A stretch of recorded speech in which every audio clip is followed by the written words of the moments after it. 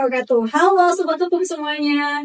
Selamat datang di podcast kami dalam rangka memenuhi tugas ujian akhir semester mata kuliah Psikologi Hukum. Saya Siti Komalayun pun yang akan menemani diskusi kita pada hari ini dengan tema penerapan psikologi dalam hukum. Tentunya saya tidak sendirian nih, saya ditemani oleh rekan-rekan hebat saya dari kelompok umum.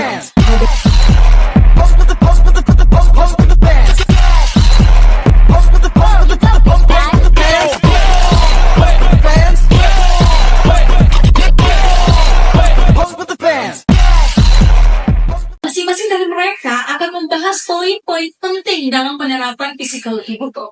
Nah, teman-teman pasti penasaran kan, apa dimaksud dengan psikologi hukum? Untuk itu, kita langsung saja kepada pembahasan yang pertama untuk kita mengetahui apa yang dimaksud dengan psikologi hukum. Jadi Sobat Hukum, sebelum kita masuk lebih dalam, tentunya kita perlu tahu juga nih, apa sih yang dimaksud dengan psikologi hukum. Nah, teman-teman semua, psikologi hukum ini adalah cabang ilmu yang menggabungkan dua ilmu besar, yaitu ilmu psikologi dan juga ilmu hukum. Untuk memahami manusia yang berkaitan dengan hukum, misalnya nih teman-teman, kenapa sampai orang itu bisa melakukan tindak kejahatan tersebut, dan juga bagaimana proses berpikir seorang hakim dalam mengambil keputusan dan sebagainya. Nah, dari pengertian ini kita bisa mulai menyelami peran-peran psikologi dalam proses hukum. Dan untuk itu kita akan mengenal penjelasan rekan saya yaitu Uswa. Nah, Uswa ini bisa jelaskan kepada kami, atau kepada kita semua, bagaimana sebenarnya peran psikologi hukum dalam proses pengadilan. Dan juga apakah psikologi ini hanya sekedar kelompok saja, atau memang justru sangat berpengaruh dalam proses pengadilan. Ya, jadi saya akan menjelaskan peran psikologi hukum dalam proses pengadilan. Jadi peran psikologi hukum dalam proses pengadilan itu terbagi menjadi 8 poin. Poin yang pertama, memberikan penilaian psikologi pada terdakwa dan korban. Jadi psikologi hukum itu membantu menjelaskan perilaku atau kondisi terdakwa atau korban. Yang kedua, peran psikologi sebagai saksi ahli. Jadi psikologi sering dihadirkan untuk menjadi saksi ahli agar memberikan keterangan yang lebih ilmiah. Yang ketiga, mendukung proses penyidikan dan penyelidikan. Memang psikologi sering membantu penyidik dalam menginterview korban, saksi, maupun pelaku. Yang keempat itu meningkatkan akurasi kesaksian. Jadi psikologi hukum membantu mempersiapkan kesaksian, terutama anak-anak atau korban trauma, agar kesaksian yang diberikan itu lebih jelas dan akurat. Yang kelima itu psikologis hukum juga berperan dalam memberikan intervensi psikologis untuk membantu pihak-pihak yang terlibat dalam menghadapi proses hukum. Yang keenam, psikologis hukum menyediakan wawasan tentang motif kriminal dan motif psikologis pelaku yang membantu penegak hukum dalam merancang strategi penanganan kasus dan rehabilitasi. Selanjutnya, yang ketujuh itu kontribusi dalam tahapan penegak hukum pidana. Jadi, psikologis hukum berperan dalam 4 tahap, yaitu pencegahan, tahap penanganan, tahap pemidanaan, dan tahap pemasyarakatan. Yang terakhir, mendukung keputusan pengadilan yang lebih adil dan manusiawi. Jadi, karena kita selalu memahami psikologis hukum lebih mendalam, pengadilan dapat memberikan putusan yang lebih adil. Mungkin seperti itu. Oke, jadi Sobat Hukum semua menarik ya. Jadi kalau mau bilang penting dan tidaknya sangat penting psikologi hukum ternyata dalam proses pengadilan tertentu ya. Jadi ternyata psikologi juga sangat krusial. Mulai daripada analisis kepribadian terdakwa, terus juga memahami kondisi psikologis korban, dan juga sampai dalam membantu hakim membuat keputusan yang adil. Jadi Sobat Hukum semua, sekarang kita lanjut ke aspek lain yang juga tidak kalah pentingnya teman-teman, yaitu fungsi psikologi hukum dalam penegakan hukum dan juga cabang-cabang psikologi yang berperan di dalamnya. Untuk itu, ada rekan saya itu Saudari Salwa. Nah, Salwa ini mungkin bisa menjelaskan bagaimana fungsi psikologi hukum dalam penegakan hukum dan cabang-cabang psikologi apa saja sih yang terlibat dalam itu. Secara umum, psikologi punya beberapa fungsi utama, yaitu yang pertama, memberikan pengetahuan psikologi yang berguna dalam proses penegakan hukum, di mana psikologi hukum ini membantu menjelaskan perilaku terdakwa, korban, dan saksi sehingga aparat penegak hukum dapat mengambil keputusan yang lebih tepat dan efektif dalam proses persidangan maupun penyidikan. Yang kedua, membantu proses interogasi atau pemeriksaan. Nah, perlu teman-teman ketahui bahwasanya teknik interogasi berbasis psikologi ini digunakan untuk menggali informasi dari tersangka tanpa melanggar hak asasi manusia. serta minimalkan false confession atau pengakuan palsu. Dan yang terakhir yaitu mematangkan dan memperlancar proses hukum dengan memperhatikan aspek psikologi setiap pihak yang terlibat dalam proses hukum menjadi lebih objektif dan terhindar dari cacat hukum akibat pengabaian kondisi psikologi seseorang. Nah, selain beberapa fungsi yang sudah saya jelaskan tadi, psikologi juga terbagi ke dalam berbagai cabang yang fokus pada aspek tertentu dari perilaku manusia itu sendiri. Beberapa cabang utama yang perlu kamu ketahui yaitu antara lain pertama psikologi klinis, psikologi forensik, psikologi perkembangan atau developmental psychology, dan yang terakhir yaitu psikologi kognitif. Nah, dari keempat cabang tersebut saya sendiri akan menjelaskan satu persatu. Yang pertama psikologi klinis. Nah, psikologi klinis ini berperan dalam asesmen dan diagnosis kondisi mental terdakwa ataupun korban, membantu menentukan kapasitas hukum, tingkat kesadaran, dan kebutuhan rehabilitasi. Yang kedua yaitu psikologi forensik. Nah, psikologi forensik adalah cabang khusus yang menerapkan prinsip-prinsip psikologi dalam konteks hukum dan peradilan pidana seperti evaluasi risiko kekambuhan perilaku kriminal dan menentukan apakah terdakwa layak diadili. Yang ketiga yaitu psikologi perkembangan atau developmental psychology. Secara sederhananya, psikologi ini mempelajari kasus-kasus yang melibatkan anak-anak atau remaja, di mana kasus-kasus yang melibatkan anak-anak sebagai korban, saksi, ataupun bahkan pelaku. Dan yang terakhir yaitu tentang psikologi kognitif. Nah, psikologi kognitif ini hanya berfokus pada proses mental seperti presensi, memori, ataupun pengambilan keputusan dan pemecahan masalah.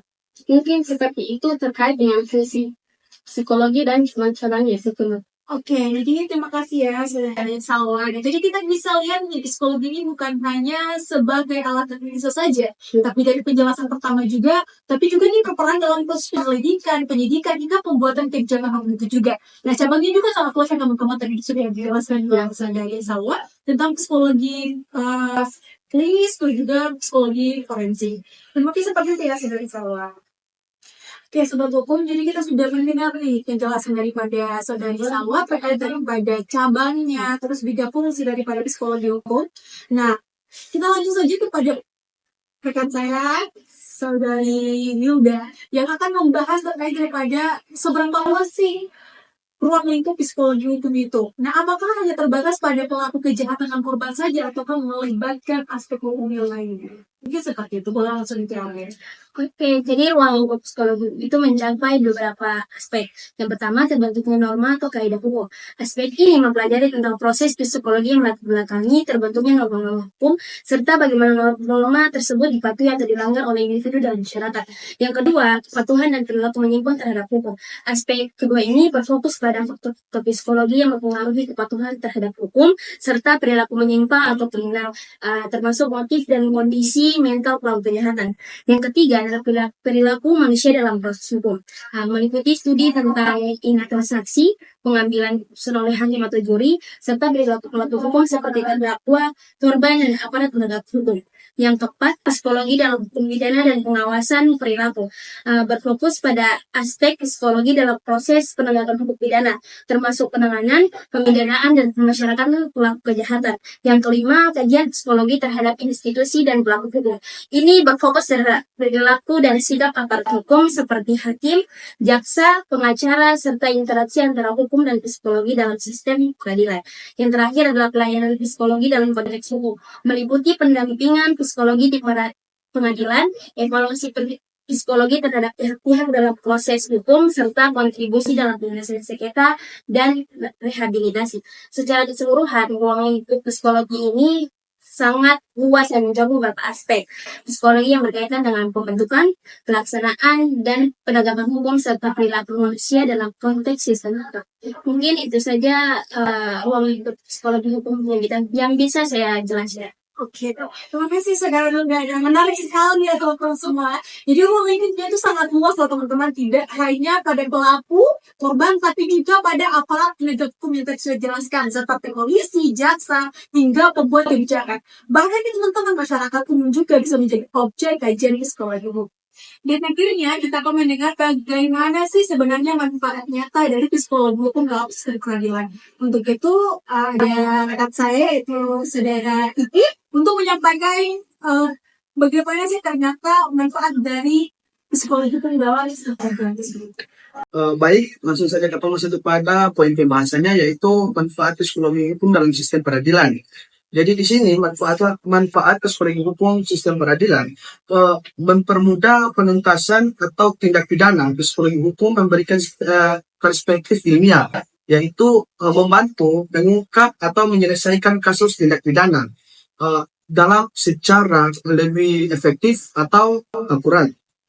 Jadi di sini langsung saja ada beberapa poin, yaitu yang poin pertama memberikan pengetahuan psikologi dalam proses penegakan hukum.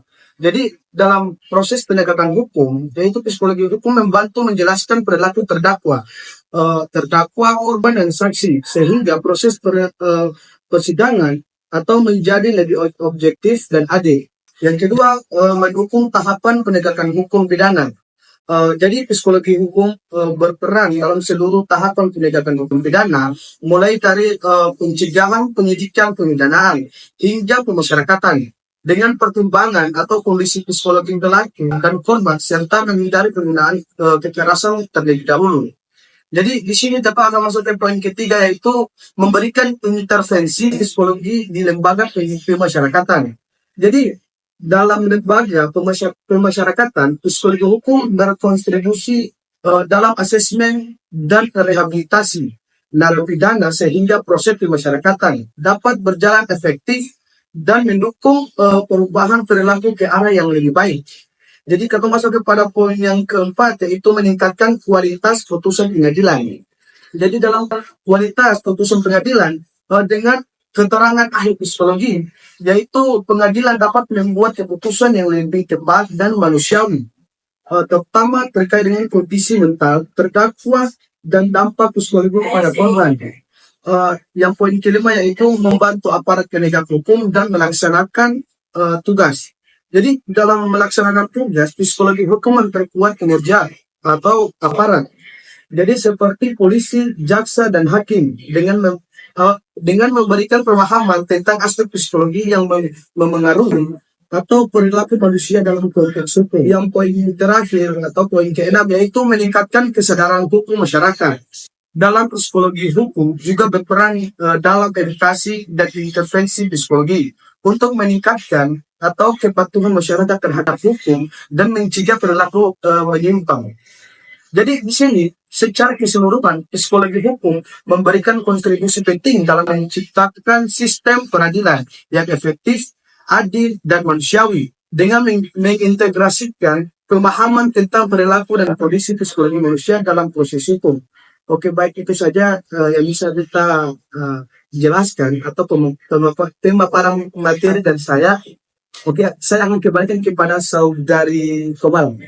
Oke, terima kasih ya. Jadi teman-teman semua, kita jadi tahu nih bagaimana psikologi hukum benar-benar membantu menciptakan peradilan yang lebih adil, humanis, dan juga adil. Mulai teman-teman semua, diskusi ini benar-benar membuka wawasan kita yang sangat luas. Mulai dari pengertian, peran, fungsi, ruang lingkup, hingga manfaat psikologi hukum dalam sistem peradilan telah kita bahas di sana. Jadi bisa kita simpulkan bahwa psikologi hukum ini adalah jembatan penting antara perilaku manusia dan juga sistem itu, yang bertujuan untuk menciptakan proses peradilan yang lebih objektif, adil, dan juga manusia. Nah, terima kasih banyak untuk rekan-rekan saya, yaitu Saudara Ruslan, Samuel, Gina, dan juga Iki, yang sudah berinformatif memberikan pembahasan terkait dengan perilaku psikologi. Dan terima kasih juga untuk kalian semua yang sudah mendengar podcast kita kali ini. Sampai jumpa di podcast selanjutnya, dan tetap semangat belajar hukum dengan hati dan juga otak. Demikian yang tim sampaikan. Terima kasih. Wassalamualaikum warahmatullahi wabarakatuh.